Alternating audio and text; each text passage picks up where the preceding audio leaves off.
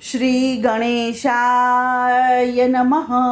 ત્રિશુલ ચેનલમાં તમારું સ્વાગત છે મિત્રો. આજે હું તમારી સમક્ષ લઈને આવી છું કારતક મહિનામાં આવતી વદ પક્ષની એકાદશી એટલે કે ઉત્પત્તિ એકાદશીની કથા અને વાર્તા. શ્રી કૃષ્ણ ભગવાન બોલ્યા કે હે અર્જુન, સતયુગમાં મૂર નામના બળવાન રાક્ષસે પોતાના બળ પરાક્રમથી દેવતાઓને વશ કરી અને ઇન્દ્રનું સ્થાન પચાવી પાડ્યું હતું. અને ગભરાયેલો દેવરાજ ઇન્દ્ર પોતાની સાથે બીજા દેવોને લઈ અને કૈલાસમાં ભગવાન શંકર પાસે જઈ બે હાથ જોડી અને પ્રાર્થના કરીને કહેવા લાગ્યો કે હે મહાદેવ, મૂર નામના બળવાન રાક્ષસે અમો સર્વ દેવોને દુઃખી કરી નાખ્યા છે અને દેવોનું રાજ્ય લઈ અને તે શાસન કરવા લાગ્યો છે. આ દુઃખમાંથી અમને મુક્ત થાઓ એવો કોઈ ઉપાય બતાવો. મહાદેવે કહ્યું કે તમે વિષ્ણુ પાસે જાઓ, તે તમને ઉપાય જરૂર બતાવશે. તમે આશા અને વિશ્વાસ રાખો, તમારું રાજ્ય તમને અવશ્ય પાછું મળશે. દેવરાજ ઇન્દ્ર સર્વદેવોની સાથે વૈકુંઠ ધામમાં ગયો. ત્યાં ક્ષીરસાગરમાં ભગવાન વિષ્ણુ શેષશૈયા ઉપર સૂતા હતા. તેમને જગાડવા માટે દેવોએ વિવિધ સ્ત્રોતોથી વિષ્ણુ ભગવાનની સ્તુતિ કરવા માંડી.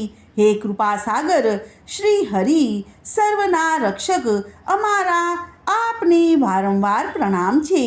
દૈત્યરાજ મૂરના ઉત્પાતથી ત્રાસેલા અમે આપના શરણે આવ્યા છીએ અને તેણે અમારા દેવોનું રાજ્ય છીનવી લીધું છે અને અમને બધાને અમારા ધામમાંથી હાંકી કાઢ્યા છે. હજુ તેના ભયથી અમે ફફડી રહ્યા છે. માટે તે દુષ્ટનો આપ નાશ કરો અથવા તો અમને કોઈ ઉપાય બતાવો અને આપ અમારું રક્ષણ કરો. દેવોની પ્રાર્થના સાંભળી અને વિષ્ણુ ભગવાને કહ્યું કે એવો કયો માથા ભારે રાક્ષસ છે કે જેણે દેવલોકનામાં હાહાકાર મચાવ્યો છે? તેનું નામ શું છે? તેનામાં બળ કેટલું છે? તમે મને આ વિશે જાણતા હોય તો કહો. ત્યારે દેવરાજ ઇન્દ્રએ ઉત્તરમાં કહ્યું કે હે ભગવાન, પૂર્વે બ્રહ્મના વંશમાં ઉત્પન્ન થયેલા અને ચંદ્રાવતી નગરીમાં રાજ્ય કરતા રાક્ષસ નાડિગંજનો પુત્ર મૂર દેવલોકમાં ઉત્પાત મચાવે છે. તેણે પોતાની ભુજાઓ અને સિદ્ધિઓના બળથી ત્રણેય લોકને કબજે કરી નાખ્યા છે અને આથી અમે દેવોને તેના સેવક બનીને રહેવું પડે છે. શ્રી વિષ્ણુ ભગવાને કહ્યું કે તમે ચિંતા ન કરો, હવે તમારું દુઃખ દૂર થઈ જશે. તમે મારી સાથે ચંદ્રાવતી નગરીમાં ચાલો.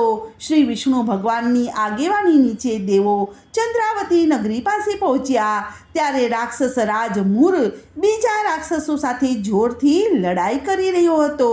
દેવોને જોતા જ તેણે રાક્ષસોને પડતા મૂક્યા અને પછી વિવિધ આયુધો ધારણ કરી અને દેવો સાથે લડવા માંડ્યો. પણ દેવોની સાથે ટક્કર ઝીલી શક્યા નહીં. તેથી વિષ્ણુ ભગવાન તેની સાથે લડવા લાગ્યા. ભગવાને ચક્ર અને ગદાથી તેની સાથે લડતા લડતા ઘણા રાક્ષસોને મારી નાખ્યા. પણ મૂર રાક્ષસ મરાયો નહીં, કારણ કે તેના તેજથી સર્વ શસ્ત્રો નકામા થઈ જતા હતા. આખરે મૂર રાક્ષસ અને ભગવાન યુદ્ધ કરવા લાગ્યા. આ યુદ્ધ ઘણું લાંબુ ચાલ્યું, પણ મૂર રાક્ષસ જીતાયો નહીં. દેવતાઓ ગભરાઈને ભાગી ગયા. આથી થાકેલા ભગવાન વિષ્ણુ ત્યાંથી બદ્રિકાશ્રમ ચાલ્યા ગયા. ત્યાં આગળ એક 48 ગાંવ લાંબી અને એક જ દરવાજાવાળી ગુફા હતી. તેમાં આરામ માટે વિષ્ણુ ભગવાન પ્રવેશ્યા. ત્યાં તો તેમનો પીછો કરી રહેલો મૂર રાક્ષસ ગુફામાં દાખલ થયો. તેનો દુષ્ટ આશય જાણી અને ભગવાન વિષ્ણુ શરીરમાંથી એક સ્વરૂપવાન કન્યા પ્રગટ થઈ. તેના હસ્તમાં વિવિધ પ્રકારના આયુધો હતા. પછી તે દૈત્યરાજ મૂર સાથે લડવા લાગી. તે જોઈ અને આશ્ચર્યમાં પડેલા મૂર રાક્ષસે તેની સામે શસ્ત્ર ઉગામ્યું. તે સાથે જ તે શક્તિ દેવીએ તેની છાતીમાં એક મુક્કો મારી અને તેને ધરાશાયી કરી દીધો. થોડી વારે ઊભો થઈ અને તે દેવી સાથે લડવા લાગ્યો અને તે ક્રોધાયમાન દેવીએ ખડગથી તેનું મસ્તક ધડથી જુદું કરી નાખ્યું. તેની સાથે જ દૈત્યોની મોટી સેના પણ હતી. પણ દૈત્યરાજ મૂરનો શિરછેદ થવાથી ભયભીત થયેલા દૈત્યો ત્યાંથી સીધા પાતાળમાં જઈને ભરાઈ ગયા. આ સમય દરમિયાન વિષ્ણુ ભગવાન આરામ કરી રહ્યા હતા. એવામાં તેમની આંખ ઉઘડી ગઈ તો તેમણે આશ્ચર્ય વચ્ચે મૂર દૈત્યનો શિરછેદ થયેલો જોયો ને એક તેજસ્વી કન્યા પણ હાથ જોડીને તેની સામે ઊભેલી જોઈ. આથી આશ્ચર્યચકિત થયેલા વિષ્ણુ ભગવાને તે કન્યાને પૂછ્યું કે મારા ઉપર દયા લાવી અને અહીં આ દુષ્ટ દૈત્યનો વધ કોણે કર્યો છે? શક્તિ દેવીએ કહ્યું કે હે ભગવાન, આપ સૂતેલા હતા અને દૈત્ય દુષ્ટ દાનવ એ આપની પાસે આવતો હતો. તેથી મેં એને તુરત જ પ્રગટ થઈ અને અધમને મારી નાખ્યો છે.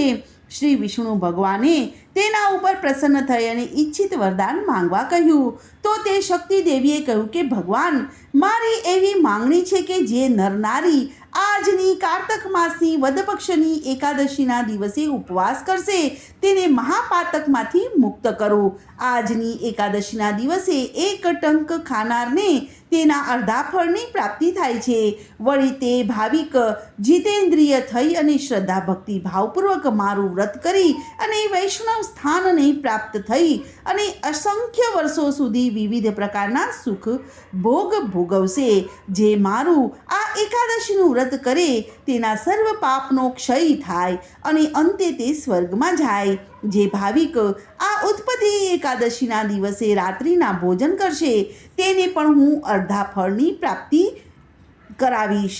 વિષ્ણુ ભગવાને કહ્યું કે હે કલ્યાણી, તારી ઈચ્છા માંગણી પ્રમાણે જ થશે.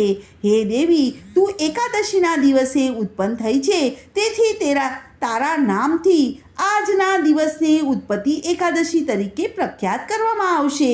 જે ભાવિકો તારું આ એકાદશીનું વ્રત શ્રદ્ધા ભક્તિ ભાવપૂર્વક કરશે તેને મોક્ષની પ્રાપ્તિ થશે.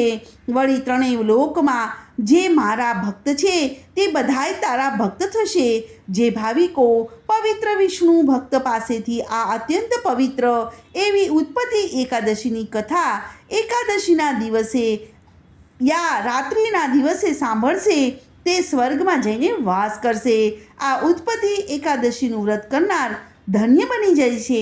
તો મિત્રો, આજની આ કથાને હું અહીં વિરામ આપું છું. કાલે ફરીથી આવીશ એક નવી કથા સાથે. ત્યાં સુધી બધાને મારા જય શ્રી કૃષ્ણ. ધન્યવાદ.